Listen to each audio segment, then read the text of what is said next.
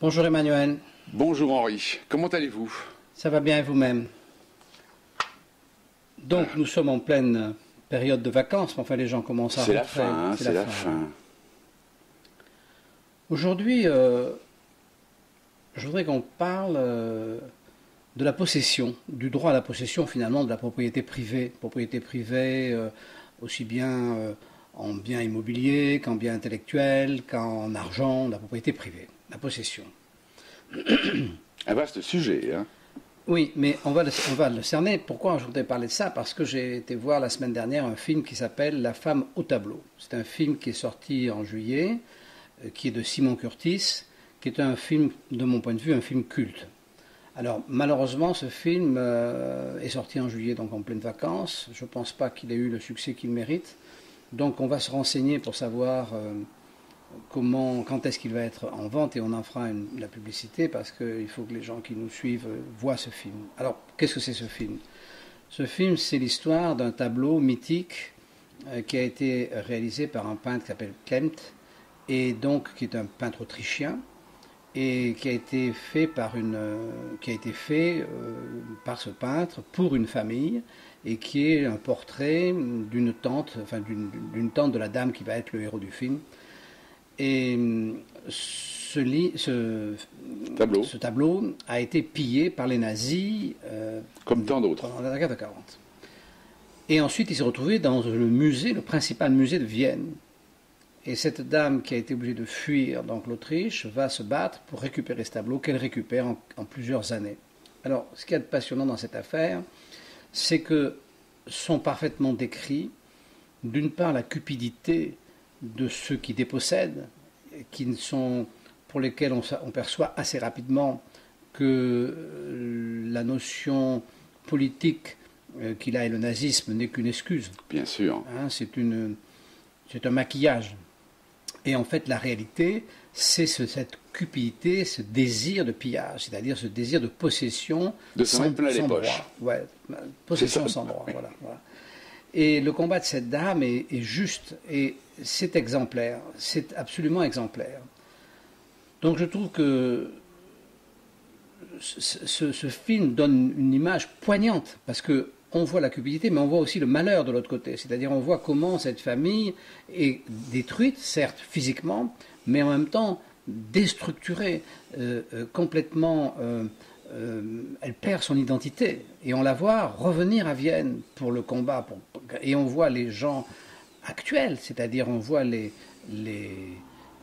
responsables politiques de Vienne essayer de la persuader qu'il faut qu'elle laisse ce tableau dans le musée parce qu'il est devenu emblématique de l'art autrichien, et que donc finalement, à la limite, il lui appartient plus. Voilà. Ça devient un bien national. Oui, voilà. C'est-à-dire qu'après avoir été pillé par les nazis, il faut quand même savoir que c'est donc un portrait de sa tante, fait du vivant de sa tante. Donc c'est quelque chose de complètement intime. Bon. Mais ça devient, par le pillage, la propriété des nazis, et ensuite, par la redistribution après pillage et après la guerre, la propriété du musée.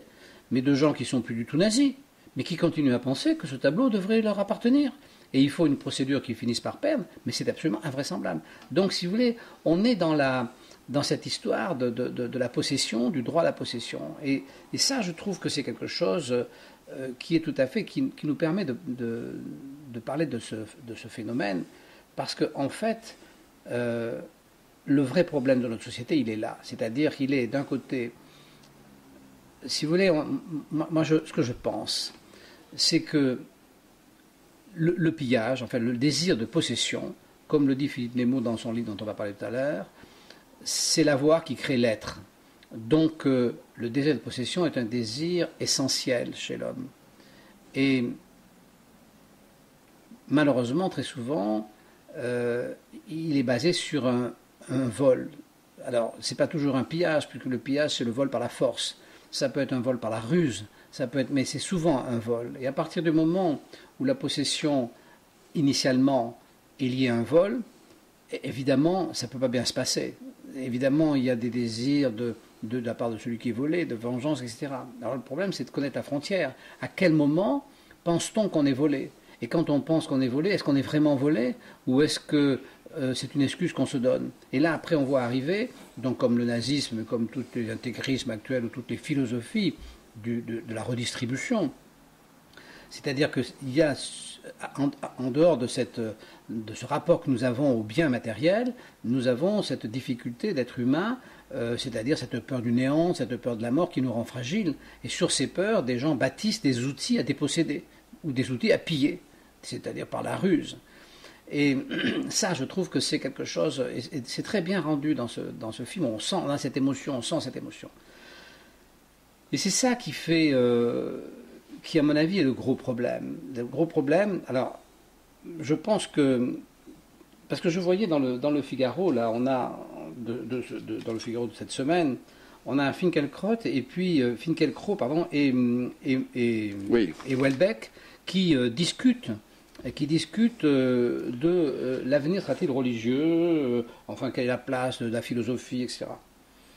Moi je pense que c'est pas la vraie solution, c'est pas le vrai problème, et on débat constamment, c'est pas le vrai problème. Le vrai problème, ce problème existe, le problème donc existentialiste de l'être humain existe bien sûr, mais le problème matériel c'est un autre problème, c'est un problème qui doit absolument avoir une équité, et la possession doit exister, ça ne peut pas être autrement, puisqu'elle crée l'homme, et elle ne doit pas exister d'une manière... Il ne faut pas qu'au départ, il y ait eu un vol. D'ailleurs, le 8e commandement dit « tu ne voleras point ». Mais je pense que dans toutes... Moi, je connais celui-là parce que c'est la religion qu'on m'a enseigné, mais je suppose que dans toutes les autres religions, c'est pareil. On ne doit pas avoir le droit de voler, j'imagine. Voilà, alors voilà ce dont je voulais parler. Et alors, quel est le pont, le rapport avec, avec nous, avec le rapport avec nous, c'est que, si vous voulez, nous sommes pillés. Nous sommes pillés par le fisc. Et le motif du pillage, c'est la redistribution. Donc on nous dit, on ne vous pille pas, on vous prend de l'argent que vous devez redistribuer. Et cette redistribution fera le bonheur de la société dans laquelle vous vivez, donc le vôtre. Si la société dans laquelle vous vivez est une société heureuse, vous-même serez heureux. Donc voilà pourquoi vous êtes dépossédé. Donc avec tous les moyens que l'on connaît, qui sont tout à fait proches des moyens de tout système totalitaire, qui vous prend ce que vous avez gagné et qui a toujours des bonnes excuses, et qui évidemment est accompagné de la violence, de la tricherie, des faux procès, enfin toute la cohorte, des choses qui permettent de piller. Et là, je pense que c'est une erreur fondamentale. C'est une erreur fondamentale parce que c'est inverser le sens des choses. On va prendre un exemple, par exemple, sur l'économie. Donc l'économie, on nous dit actuellement, pour que l'économie fonctionne, il faut faire fonctionner la consommation. Et donc il y a tout ce qui va avec, c'est-à-dire l'argent facile, le crédit, en fait toutes ces choses qui sont censées favoriser la consommation. Et en réalité, on prend le problème à l'envers, parce que pour que l'économie marche bien, ce n'est pas la consommation qu'il faut favoriser, c'est la production. Un exemple mondial très simple en ce moment, il y a deux champions. Il y a un champion de la redistribution et de la consommation, et il y a un champion de la production.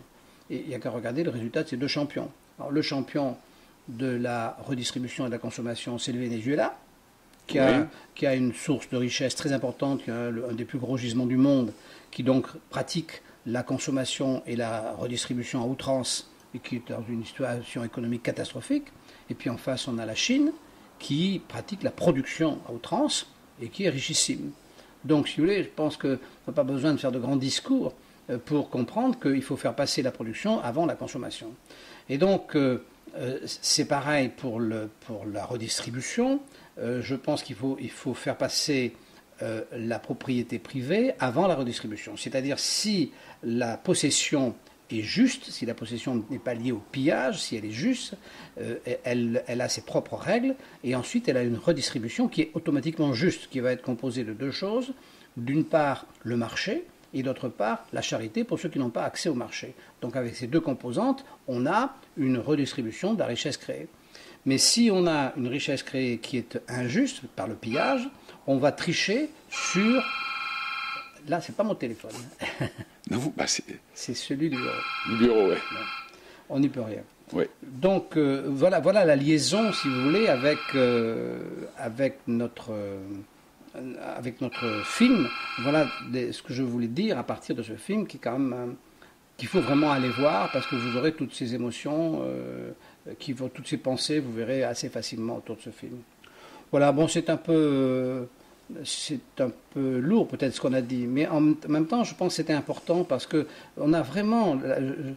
Je discutais hier avec un monsieur qui est extrêmement gentil et que je trouve intelligent. Et pareil, les gens sont vraiment axés sur la redistribution et ils imaginent que c'est là qu'est la justice. Non. La justice, elle n'est pas dans la redistribution, elle ne peut pas être dans la redistribution, comme la richesse ne peut pas être dans la consommation.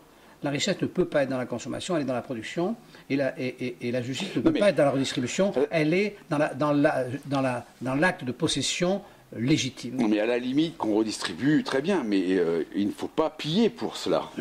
On ne peut pas redistribuer. On peut pas redistribuer. La redistribution, elle est naturelle. On ne peut favoriser que la possession. Et ensuite, la redistribution, elle va venir naturellement. Parce qu'il n'y a pas de possession, sauf si la possession est injuste. C'est-à-dire que si c'est un vol, on parle, nous, on est particulièrement touchés par le vol, par la violence, qui est le pillage fiscal.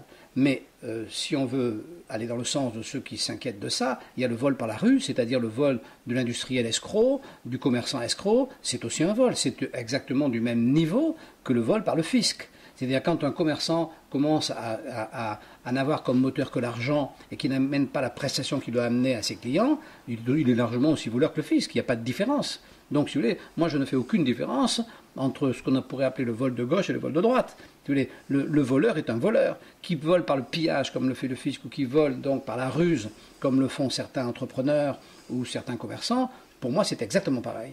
Donc le problème c'est que se fixer sur la redistribution, finalement finit par excuser, parce que c'est ça la loi, finit par excuser le vol, qu'il soit par la force ou qu'il soit par la ruse. On dit oui mais ils volent, oui mais de l'autre côté c'est pour la redistribution.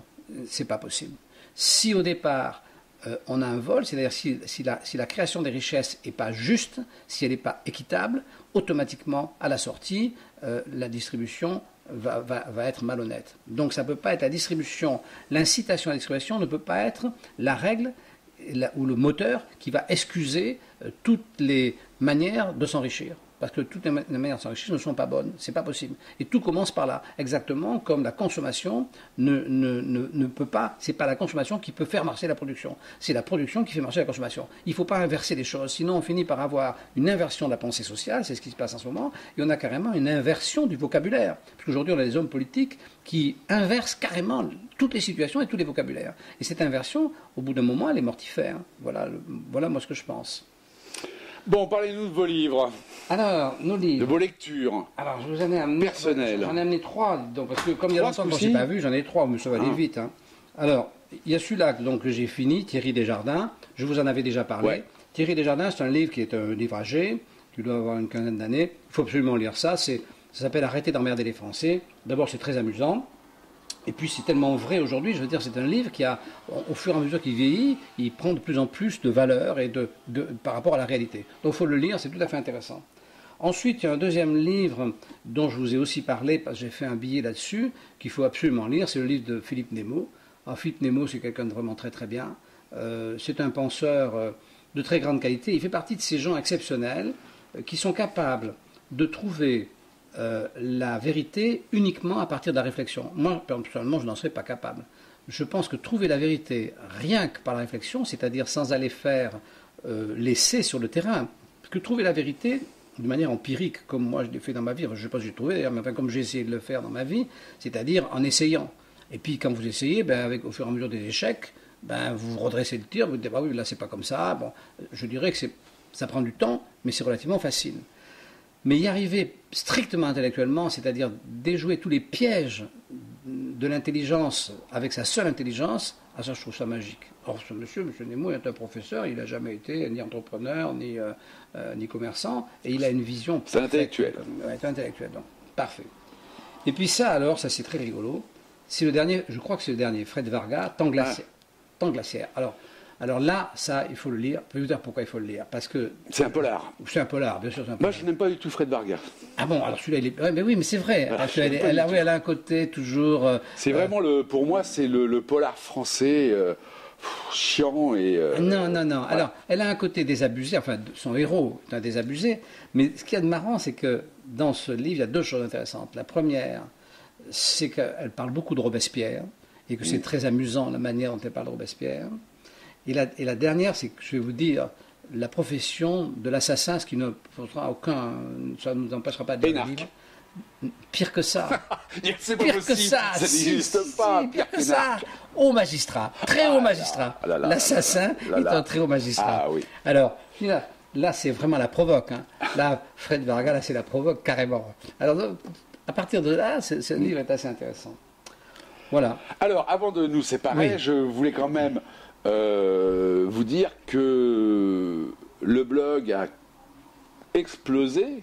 On est bien d'accord. Il explose et explose de notoriété, de visites, etc., depuis une quinzaine de jours, à peu près.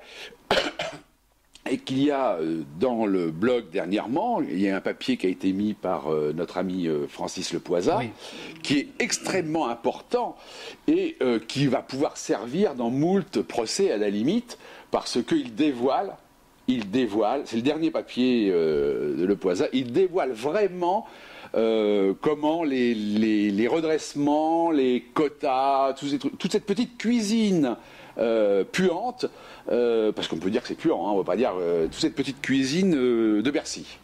C'est-à-dire qu'il évoque de manière pragmatique, et complètement réelle et vécue, les défauts majeurs des êtres humains qui sont chargés de la répression fiscale. Et qui devraient être honnêtes. Hein. Oui, qui ne peuvent pas être plus honnêtes que la masse des gens. Hein. Donc il explique ce que tout le monde sait, mais tout le monde subodorait, que beaucoup subodoraient. Mais il le dit d'une manière formelle et complètement réelle, bien sûr.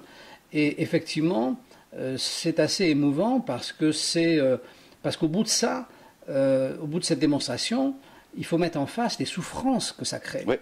Parce que ces gens font ça sans même prendre conscience ou en effaçant, parce que pour eux, la souffrance des gens, elle est anonyme, ils ne la voient pas. Hein. Donc ça crée des situations, enfin, moi je veux dire, nous on vient vous voir là de temps en temps chez vous, mais... et chez nous on pleure. Oui, mais notre vie est une souffrance épouvantable. Oui, bien sûr, ça fait, moi ça fait 10-15 ans, mais on ne peut pas faire pire, si on pourrait m'enlever la vie, c'est la seule chose qu'on peut faire, on peut faire que ça en plus, rien de plus. Bon. Donc, si vous voulez, c'est quand même quelque chose. Et les gens qui provoquent ça. C'est ça qui est grave. C'est ça qui est grave. Et c'est là que le Poisat, Francis, en a souffert, je pense. Il en a souffert. On le voit qu'il en a souffert. Moi, je suis content qu'on lui permette aujourd'hui d'extirper cette souffrance. Parce que voilà un monsieur qui est à l'âge de la retraite et qui donc, j'espère pour lui, a de nombreuses années à vivre et qui a peut-être besoin d'avoir un peu de paix. Et donc le blog lui permet, et la chance que l'on a, c'est qu'effectivement le blog... De se racheter. Pas de se racheter, mais de s'apaiser, et puis de dire les choses. Et nous, la chance qu'on a, c'est qu'effectivement, comme le blog prend un peu d'audience, effectivement, il y a de plus en plus de gens qui savent ces choses. Et c'est vrai que si vous pouvez faire tourner le blog, parce que nous, on ne sait pas très bien faire ça. Bon, il faudrait qu'on aille s'inscrire dans plein de trucs, de Facebook, de machin, de ça. Bon, nous, c'est pas notre truc, on n'est pas spécialiste. Donc si parmi ceux qui nous écoutent, il y en a qui sont... D'abord, je rappelle quand même qu'on a l'intention de créer un mouvement à l'occasion des prochaines présidentielles. Donc s'il y a parmi vous des gens qui ont une maîtrise de l'informatique, qui sont capables, il faut nous rejoindre pour nous aider. Hein. On vous donnera la parole. Enfin voilà, nous sommes très ouverts, hein, comme nous avons accueilli à bras ouverts Francis Le Poisat et d'autres. Et d'autres, nous sommes tout à fait prêts à accueillir le plus de gens possible. Parce qu'on est face à une souffrance qu'il faut éradiquer. On ne peut pas continuer à ce que des gens soient malheureux à ce point-là. C'est épouvantable, tout simplement. Et puis en plus, ça touche des gens, si vous voulez, qu'on rend malheureux artificiellement. Il y a déjà suffisamment de gens malheureux par eux-mêmes, parce qu'ils ont la malchance d'être en mauvaise santé, ou c'est pas la peine de rajouter volontairement des personnes qui n'ont aucune raison de l'être, et de les transformer comme ça en cadavre ambulant, comme on nous l'a fait. Hein. Voilà. Oui, voilà. Bon, donc, à bientôt. À bientôt. Au revoir. Au revoir.